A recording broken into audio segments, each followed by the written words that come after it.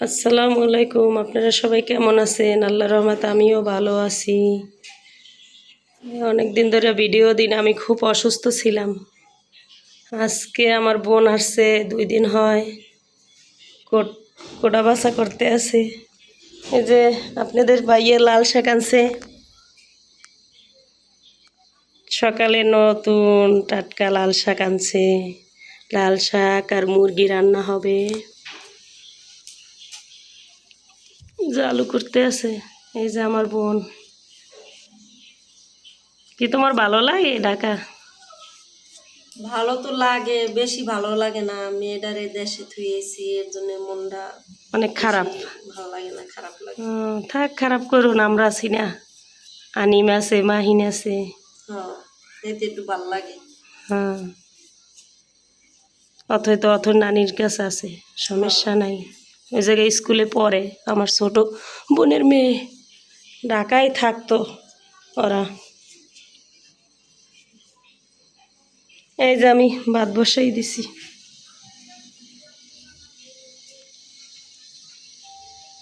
তাই আজকে লাল শাক, মুরগি এগুলো রান্না করব। ডাইলেও আছে একটু ফ্রিজে। তাই তুমি করো বাসে বাসে, আচ্ছা, ঠিক আছে। পেঁয়াজ পোস করো। এই যে দেশে কোনো নারিকেল, নারিকেল তো আনসালা, ও কুলি পিঠা বানাই দিতে চাইছিলাম। আজকে সময় পেলে বানাবো না। আচ্ছা, দেখি চাউলের গুঁড়ি যদি আনতারি। আর আমরা এই জায়গায় কোড়া বাছা করি, কারণ ওই যে আমাকে পাকঘরটা ছোট না, এই জন্য এই জায়গায় কোড়া বাছা করি। এই যে আমার বোনে মুরগি করতে আছে, দেখেন কোড়ার তো সবাই মুরগি করতে পারে। কি বড় বড় পিস করবো না, ছোট ছোট করো হলে। মশলা ঢুকি। ব্রয়লার মুরগি তো।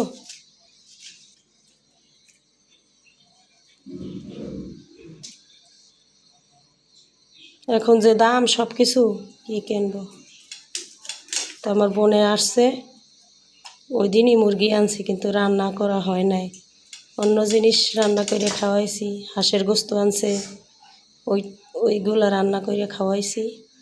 এই জন্য মুরগিটা রান্না করি নাই, আজকে রান্না করে দিতে আসি।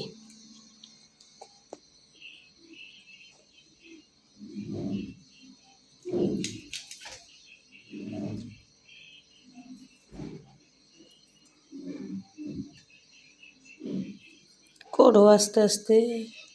ওই দিন আমাকে বডিটা ভালো না, বুঝছো, এই জন্য ওই যে ওই মাছ করতে পারি না, কষ্ট হয়ে করছি অনেক। ভালো একটা বড়ি লাগবে। তো বডিটা তুমি একটু দাঁড় দে, তা খুন্তি দিয়ে দাঁড়া আছে, একটু হইব। তা কাটো।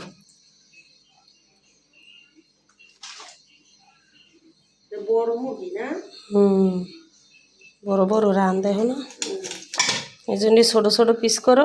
দেশি মুরগির মতন লাগে। হ্যাঁ, ওই সাদাটার মধ্যে কক সাদা।